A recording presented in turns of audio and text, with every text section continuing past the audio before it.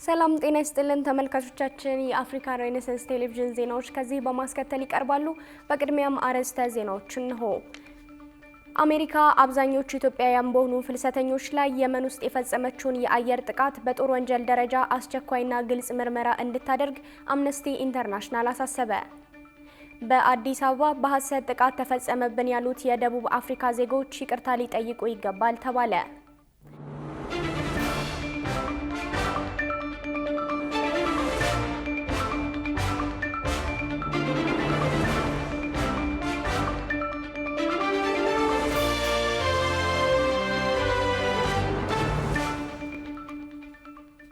ተመልካቾቻችን በያላችሁበት የዓለም ጥግ ሰላምታችን ይድረስ። ይህ የአፍሪካ ሬኔሳንስ ቴሌቪዥን የዜና ሰዓት ነው። የተመራረጡ ዜናዎቻችንን ወደ እናንተ እናደርሳለን። አብራችሁ እንድትሆኑ የምጋብዛችሁ ጽዮን ላይኩን ነኝ። ወደ ቀዳሚው ዜናችን ስናልፍ አሜሪካ አብዛኞቹ ኢትዮጵያውያን በሆኑ ፍልሰተኞች ላይ የመን ውስጥ የፈጸመችውን የአየር ጥቃት በጦር ወንጀል ደረጃ አስቸኳይና ግልጽ ምርመራ እንድታደርግ አምነስቲ ኢንተርናሽናል አሳሰበ። በሌላ ዜና በታንዛኒያ የምርጫ ሂደቱን በሚቃወሙና በጸጥታ አስከባሪዎች መካከል የተፈጠረው ውጥረት እየጨመረ መሆኑን ኤኤፍፒ ዘግቧል። የውጭ ትንታኔና ዓለም አቀፍ ጉዳዮች ዘጋቢያችን ቃል ኪዳን ይጥና ጉዳዩን በዝርዝር ተመልክቶታል። The US Senate has advanced a resolution to end military support for the Saudi-led coalition in Yemen's civil war. የዩናይትድ ስቴትስ ጦር ባለፈው ሚያዝያ የመን እስር ቤት ውስጥ የነበሩ ስደተኞችን መግደሉ የጦር ወንጀል ሊሆን እንደሚችል የመብት ተሟጋቾች እየገለጹ ነው። አምነስቲ ኢንተርናሽናል አሜሪካ አብዛኞቹ ኢትዮጵያውያን በሆኑ ፍልሰተኞች ላይ የፈጸመችው የአየር ጥቃት በጦር ወንጀል ደረጃ አስቸኳይና ግልጽ ምርመራ እንድታደርግ ጠይቋል። አምነስቲ ባደረገው የሳተላይት ምስሎች ትንተና አሜሪካ በፈጸመቻቸው የአየር ጥቃቶች በሰዓዳ ማረሚያ ግቢ ውስጥ የስደተኞች ማቆያ ማዕከል እንዲሁም በስፍራው ያለ ሌላ ህንፃ መመታቱን ለይቻለው ያለ ሲሆን በየመን ሰዓዳ ግዛት የሚገኘውን የሪፐብሊካንና አልታልህ አጠቃላይ ሆስፒታልን የጎበኙ የዓይን እማኞች ነገሩኝ ብለው ይፋ ባደረገው መግለጫ ላይም በርካታ ኢትዮጵያውያን ስደተኞች የከፋ የአካል መጉደልና የአጥንት ስብራትን ጨምሮ ከባድ ጉዳት እንደደረሰባቸው አስታውቋል። አምነስቲ ኢንተርናሽናል በተመሳሳይ ባለፈው ግንቦት 11 ቀን 2017 ዓ.ም ባወጣው መግለጫ አንድ የዓይን እማኝ ጠቅሶ በሪፐብሊካን ሆስፒታል 25 እንዲሁም በአልታላ 9 የቆሰሉ ስደተኞች መመልከታቸውን ይፋ አድርጎ ነበር። ሁለቱንም ሆስፒታል የጎበኙና በርካታ ኢትዮጵያውያን ስደተኞችን ያነጋገሩ ሌላ እማኝ በበኩላቸው ከሌሊቱ 10 ሰዓት በመጀመሪያው ሚሳኤል ሲመቱ ተኝተው እንደነበሩ ነገሩኝ። ሲነቁም ዙሪያቸው በተቆራረጡ አስከሬኖች ተከበው ነበር። ድንጋጤና መሸበር ፊታቸው ላይ ይነበባል። አንዳንዶቹም በደረሰባቸው ድንጋጤ መናገር ተስኗቸዋል ብለው ነበር። በሆስፒታሎቹ በሚገኙ የአስከሬን ማቆያ ስፍራዎች በመምላታቸው ምክንያት በአየር ጥቃቱ የሞቱ ግለሰቦች አስከሬን ውጪ ላይ ተደርድረው እንደነበር አምነስቲ የዓይን እማኞችን ዋቢ አድርጎ ገልጾ ነበር። ሰዓዳ ግዛት ውስጥ በሚገኘው ማዕከል ላይ በተፈጸመው ጥቃት የሞቱትና የቆሰሉት ሰዎች አፍሪካውያን ስደተኞች ሲሆኑ አብዛኞቹ ደግሞ ኢትዮጵያውያን መሆናቸው ተረጋግጧል። ለአምነስቲ ኢንተርናሽናል ቃላቸውን ከሰጡ ከሞት የተረፉ 15 ኢትዮጵያውያን ፍልሰተኞች መካከል 14ቱ ከባድ ጉዳት እንደደረሰባቸው የገለጸው የመብት ተሟጋቾች ድርጅቱ በጥቃቱ 61 ፍልሰተኞች ተገድለው 56ቱ ቆስለዋል ብሏል። አምነስቲ ኢንተርናሽናል ተጎጂዎችና ቤተሰቦቻቸው ካሳ ያስፈልጋቸዋል ሲል በአጽንኦት ያሳሰበ ሲሆን የሁቲ ባለስልጣናትን በዘፈቀደ ፍልሰተኞችን ማሰር እንዲያቆሙና ከጥቃቱ ለተረፉት ጊዜያዊ መኖሪያ ፈቃድ እንዲሰጡ በመግለጫው ጠይቋል።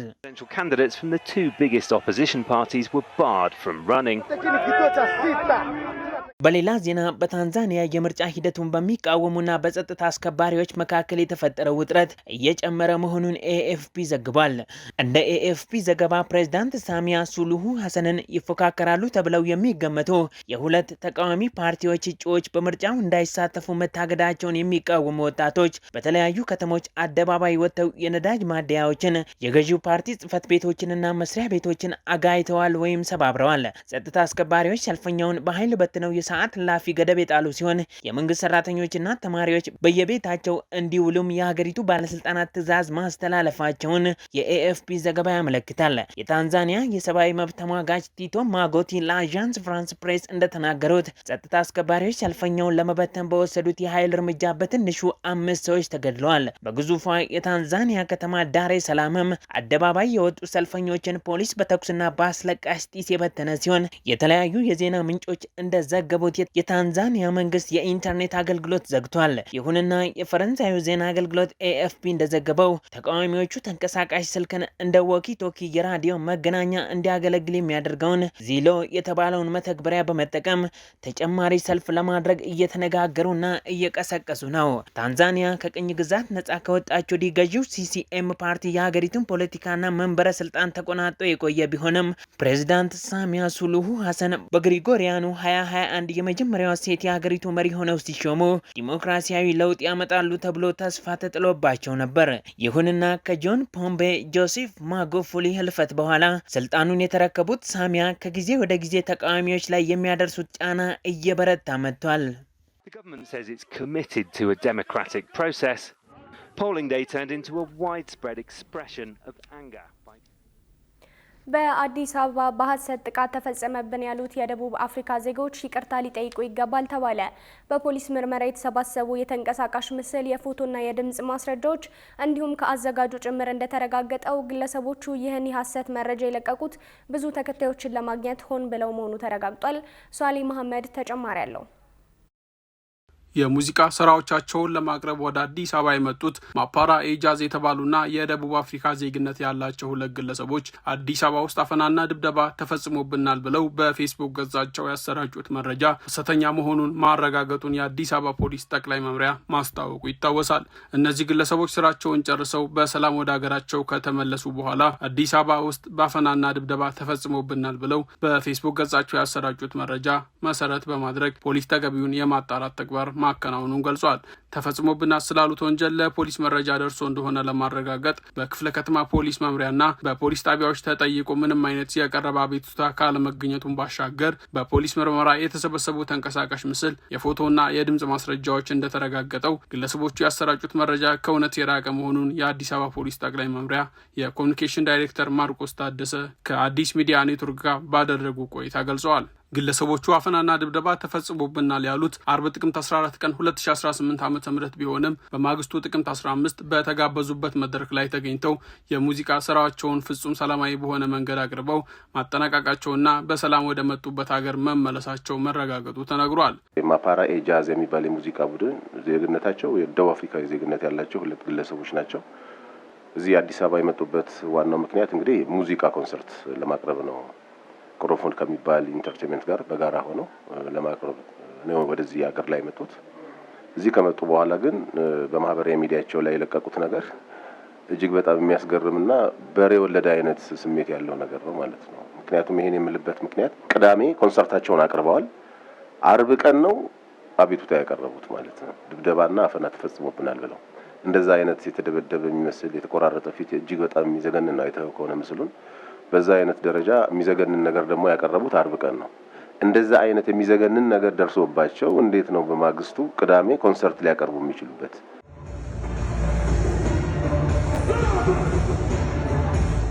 በቀላሉ ይሄ ብቻ ውሸት መሆኑን የምናረጋግጥበት ነው። ግን የአዲስ አበባ ፖሊስ ጠቅላይ መምሪያ ይሄን ብቻ እንደ በቂ ነገር በማየት ዝም አላለም። የማጣራት ስራዎች ተሰርተዋል።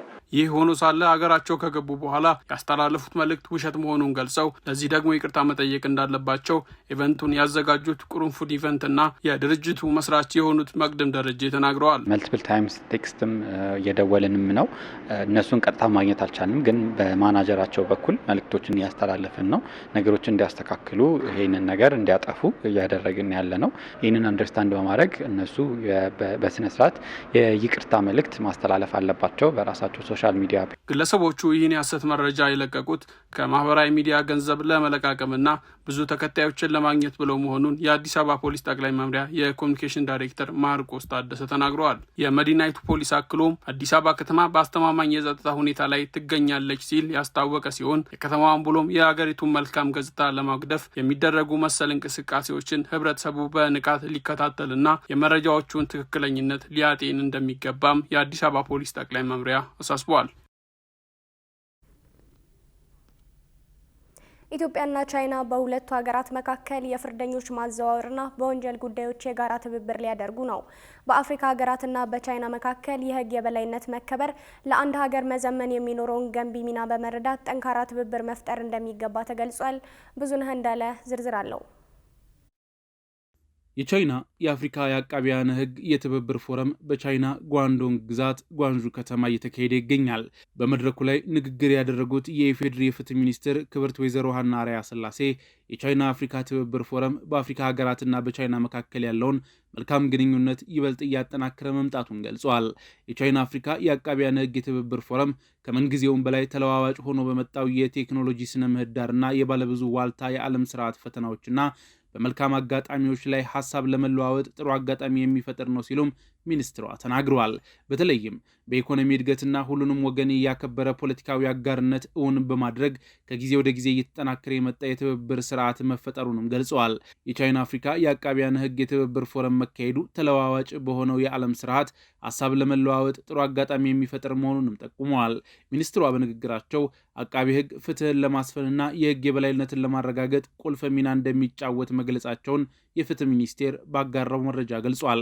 በቻይና አፍሪካ ትብብር ፎረም የድርጊት መርሃ ግብር ላይ እንደተመላከተው የአፍሪካ ሀገራትና ቻይና በሰላምና መረጋጋት ዙሪያ በትብብር ለመስራት ባደረጉት ስምምነት መሰረት ፈተናዎችን ከምንጊዜም በተጠናከረ የትብብር መንፈስ መወጣት እንደሚገባም አሳስበዋል። መድረኩን በንግግር የከፈቱት የቻይና ኮሚኒስት ፓርቲ ማዕከላዊ ኮሚቴ የፖለቲካና ሕግ ጉዳዮች ኮሚሽን ጸሐፊ ቼን ዌንኪንግ የአፍሪካና ቻይና የአቃቢያነ ሕግ ትብብር ፎረም በአፍሪካ ሀገራትና በቻይና መካከል የሕግ የበላይነት መከበር ለአንድ ሀገር መዘመን የሚኖረውን ገንቢ ሚና በመረዳት ጠንካራ ትብብር መፍጠር እንደሚገባም አሳስበዋል። በቀጣይም በአፍሪካ ሀገራትና ቻይና የእርስ በርስ የልምድ ልውውጦች በማድረግ በጋራ አብረው መስራት እንደሚገባቸውም ተናግረዋል።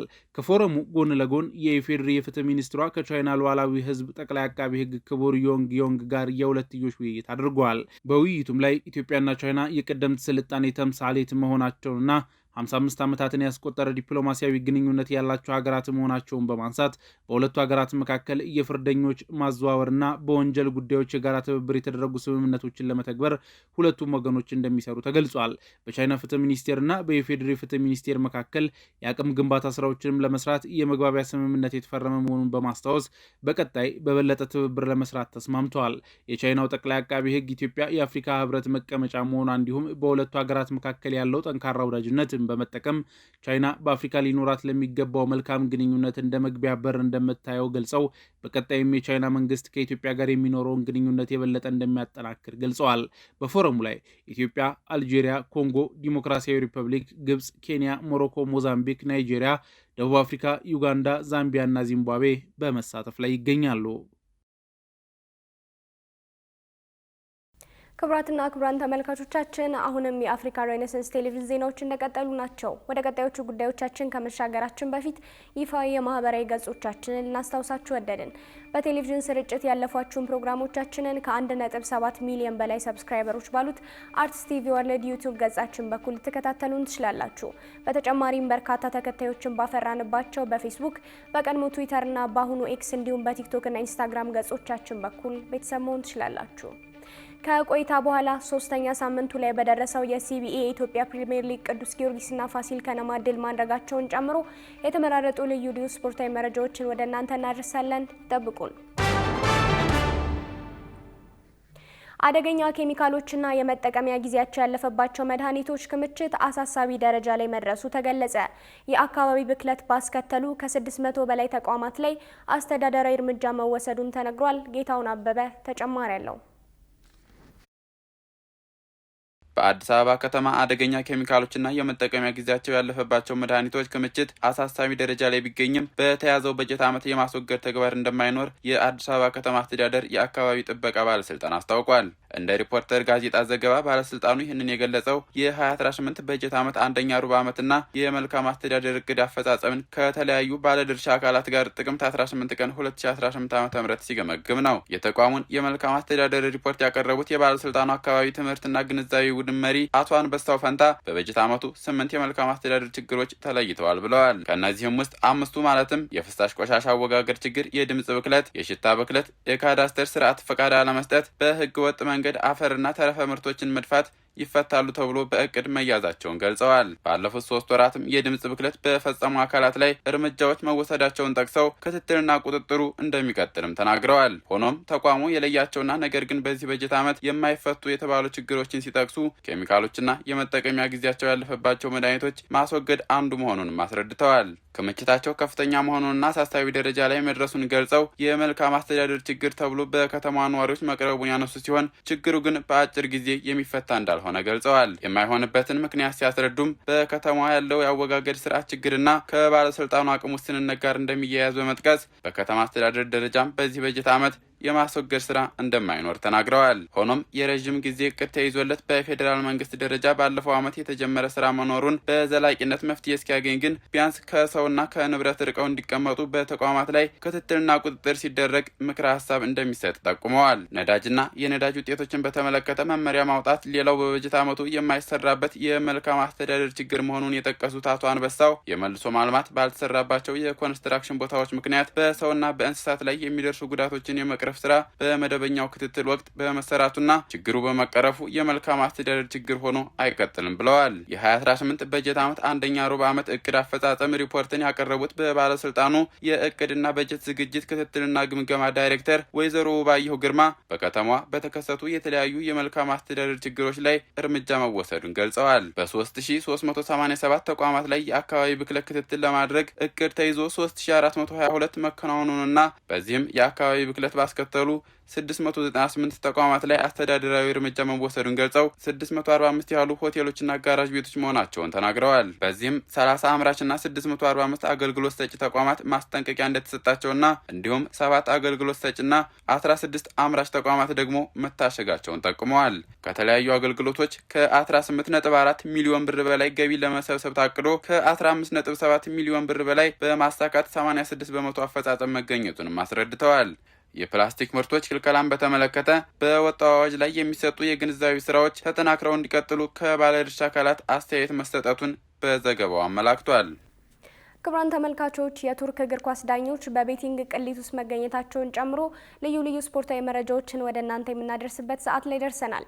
ስፖርታዊ መረጃዎቹ በባልደረባችን ዮናስ ግርማ ወደ እናንተ ይደርሳሉ። ከመረጃዎቹ ጋር መልካም ቆይታ። ይህ የአፍሪካ ሪኔሳንስ ቴሌቪዥን የስፖርት ዜናችን ነው። በቅድሚያም ከሀገር ውስጥ እንጀምራለን። የሶስተኛ ሳምንት የሲቢኤ ኢትዮጵያ ፕሪሚየር ሊግ ጨዋታዎች ሲቀጥሉ ቅዱስ ጊዮርጊስና ፋሲል ከነማ ድል ቀናቸው። ቅዱስ ጊዮርጊስ ከአዲስ አዳጊው ነጌሌ አርሲ ያገናኘው የሶስተኛ ሳምንት የሲቢኤ ኢትዮጵያ ፕሪሚየር ሊግ ጨዋታ በቅዱስ ጊዮርጊስ አሸናፊነት 1-0 ተጠናቋል። በጨዋታው ላይ ቅዱስ ጊዮርጊስ ተደጋጋሚ ሙከራዎችን ቢያደርግም ኳስን ከመረብ ጋር ማገናኘት ሳይችል ለረጅም ደቂቃዎች ቢቆይም በ78ኛው ደቂቃ በአምበሉ አቤል ያለው ያስቆጠራት ማራኪ ግብ የጨዋታው ልዩነት ፈጣሪ ሆናለች። የመጀመሪያ ጨዋታቸውን በሸገር ደርቢ ኢትዮጵያ ቡናን በማሸነፍ የጀመሩት ቅዱስ ጊዮርጊሶች ከግቧ መቆጠር በኋላ በፍጹም ጥላውን አማካኝነት ለግብ የቀረበ ሙከራ ቢያደርጉም በነጌሌ አርሲው በረኛ ጥረት ተጨማሪ ግብ ሳያስቆጥሩ ለመውጣት ተገደዋል።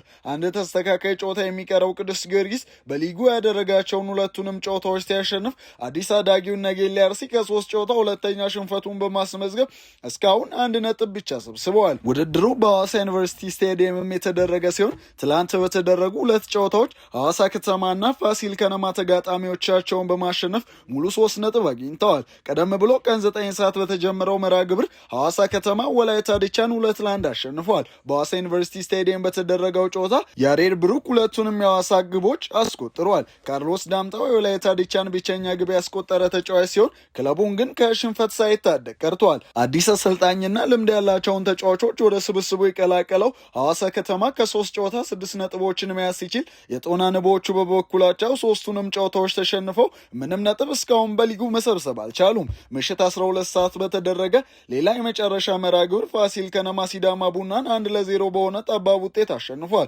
በሐዋሳ ዩኒቨርሲቲ ስቴዲየም በተደረገው ጨዋታ በረከት ግዛው የፋሲልን ብቸኛ ግብ አስቆጥሯል። በአሰልጣኝ ዮሐንስ ሳሬ የሚመራው ፋሲል ከነማ ከ3 ጨዋታ 7 ነጥብ መሰብሰብ ችሏል። የመጀመሪያዎችን 2 ጨዋታዎች አሸንፎ የመጣው ሲዳማ ቡና ትላንት የገጠመው ሽንፈት የመጀመሪያው ሆኖ ተመዝግበዋል። በኢትዮጵያ አስተናጋጅነት ከዳር 6 ጀምሮ የሚካሄደው የሴካፋ ከ17 ዓመት በታች ውድድር በነገው ዕለት የምድብ ድልድል በዩጋንዳ ይወጣለታል ተብሏል። ውድድሩ በድሬዳዋና በአበበ ቢቂላ ስታዲየሞች እንደሚከናወን የተገለጸ ሲሆን ነገ በሚወጣው ዕጣም የወቅቱ የውድድሩ ሻምፒዮን ዩጋንዳና አዘጋጇ ኢትዮጵያ የምድብ አባት እንደሚሆኑ ተገልጿል። በዚህም በምድቡ 5 ቡድኖች የሚደለደሉ ሲሆን አንደኛና ሁለተኛ የሚሆኑ ቡድኖች ወደ ግማሽ ፍጻሜ የሚያልፉ ይሆናል ተብሏል። ለአፍሪካ ዋንጫ ለማለፍ የሚረዳውና ኢትዮጵያ የምታስተናግደው የሴካፋ ከ17 ዓመት በታች ውድድር በነገው ዕለት በዩጋንዳ የምድብ ድልድል ይወጣለታል የተባለ ሲሆን ውድድሩም ከ2 ሳምንት በኋላ በኢትዮጵያ አስተናጋጅነት የሚደረግ ይሆናል። 10 ሀገራት የሚካፈሉበት ይህ ተጠባቂ ውድድር ከዳር 6 እስከ ዳር 23 2018 ዓ.ም በኢትዮጵያ አስተናጋጅነት ለ2 ሳምንታት ይደረጋል ተብሎ መርሃ ግብር ወጥቶለታል። ውድድሩ 10 ሀገራት በሁለት ምድብ ተከፍሎ በአዲስ አበባ በቢቂላ ስታዲየም እና በድሬዳዋ ስታዲየም ውድድራቸውን የሚያካሂዱበት ሲሆን ከኢትዮጵያ በተጨማሪ ዩጋንዳ፣ ሱዳን፣ ብሩንዲ፣ ታንዛኒያ፣ ሩዋንዳ፣ ሶማሊያ በውድድሩ ላይ ይሳተፋሉ ተብለው የሚጠበቁ ሀገራት ናቸው። የኢትዮጵያ ከ17 ዓመት በታች ብሔራዊ ቡድን በትላንትናው ዕለት በአሜሪካዊው አሰልጣኝ ቤንጃሚን ዚመር እየተመሩ ይፋዊ ዝግጅታቸውን ለውድድሩ ጀምረዋል። በእንግሊዝ ካራባው ካፕ የጥሎ ማለፍ ጨዋታ አርሴናል ሩብ ፍጻሜውን ሲቀላቀል ሊቨርፑል ከውድድሩ ውጭ ሆኗል። በእንግሊዝ ካራባው ካፕ የጥሎ ማለፍ ጨዋታ አርሴናል ብራይተንን 2-0 በማሸነፍ ለሩብ ፍጻሜው ደርሷል። አሰልጣኝ ሚኬል አርቴታ 10 ቋሚ ተሰላፊ ተጫዋቾችን ቀይሮ ወደ ሜዳ በገባበት ጨዋታ አሁንም ግብ ሳይቆጠርበት የወጣ ሲሆን ሊቨርፑል በበኩሉ በሜዳው በክሪስታል ፓላስ ተሸንፎ ከካራባው ካፕ ዋንጫ ተሰናብቷል። የሜርሴይዱ ክለብ በካራባው ካፕ ውድድር በክሪስታል ፓላስ 3-0 በሆነ ውጤት ተሸንፎ ከውድድሩ የተሰናበተ ሲሆን በዚህም ሊቨርፑል ካከናወናቸው ያለፉት 7 ጨዋታዎች 6ኛ ሽንፈቱም ሆኖ ተመዝግበዋል። የሜርሴይዱ ክለብ በካራባው ካፕ ውድድር በክሪስታል ፓላስ 3-0 በሆነ ውጤት ተሸንፎ ከውድድሩ የተሰናበተ ሲሆን በዚህም ሊቨርፑል ካከናወናቸው ያለፉት 7 ጨዋታዎች 6ኛ ሽንፈቱም ሆኖ ተመዝግበዋል። በውጤት ቀውስ ውስጥ የሚገኘው ሊቨርፑል በምሽቱ ጨዋታ በፕሪሚየር ሊጉ ከተጠቀማቸው 10 ተጫዋቾችን በማሳረፍ ለወጣት ተጫዋቾች እድል በመስጠት ወደ ሜዳ ቢገባም በፓላስ መሸነፉ በተለይ ደግሞ በመጡበት ዓመት የሊጉን ዋንጫ ላሸነፉት አሰልጣኝ አርኔ ስሎት ጥያቄ የሚያስነሳ ነው ተብሏል። የሜርሴይዱ ክለብ ቅዳሜ በፕሪሚየር ሊጉ ከአስቶን ቪላ በሜዳው የሚጫወት ሲሆን ማክሰኞ በቻምፒየንስ ሊጉ የስፔኑን ኃያል ክለብ ሪያል ማድሪድን ያስተናግዳል። በሌሎች ጨዋታዎች ማንቸስተር ሲቲ ስዋንሲ ሲቲን 3-1 ሲያሸንፍ ጀርሚ ዶኩ፣ ኦማር ማርሙሽ እና ሪያን ቼርኪ የሲቲን የማሸነፊያ ግቦች አስቆጥረዋል። ጎንካሎ ፍራንኮ የስዋንሲ ሲቲን ብቸኛ ግብ ከመረብ አሳርፈዋል። ቼልሲ ወልቭስን 4-3 በማሸነፍ ለሩብ ፍጻሜ መድረስ ሲችል አንድሬ ሳንቶስ፣ ቴርኪ ጆርግ፣ ኢስታቪዮና ጊተንሰን ግቦችን ያስቆጠሩ ተጫዋቾች ሆነዋል። ከቼልሲ በኩል በቅርቡ ከጉዳት የተመለሰው ሊያን ዴላፕ በቀይ ካርድ ከሜዳ በወጣበት ጨዋታ ወልቭስ ለቼልሲ ትልቅ ፈተና ቢሆንም በመጨረሻም ቼልሲዎች ማሸነፍ ችለዋል።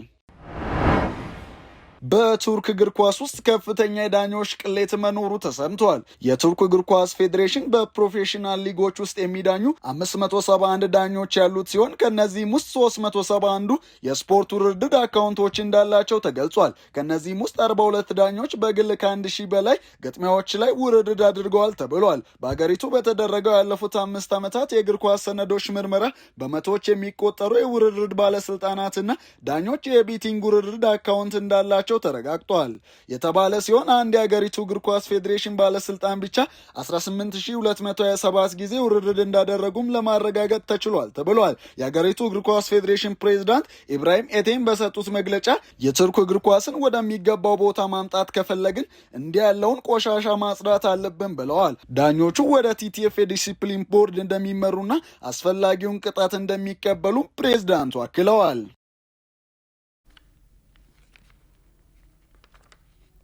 ወደ ተመልካቾቻችን የአፍሪካ ሬኔሳንስ ቴሌቪዥን የሰዓቱ ዜናዎች የተከታተላችሁትን ይመስሉ ነበር። ስለሰጣችሁን ጊዜ ከልብ ያመሰገንን። ከዜናዎቹ ጋር ጽዮን ላይ ኩን አብሬያችሁ ቆይታ አድርጌያለሁ። ከቀሪ ጣቢያችን ዝግጅቶች ጋር መልካም ጊዜ ተመኘው።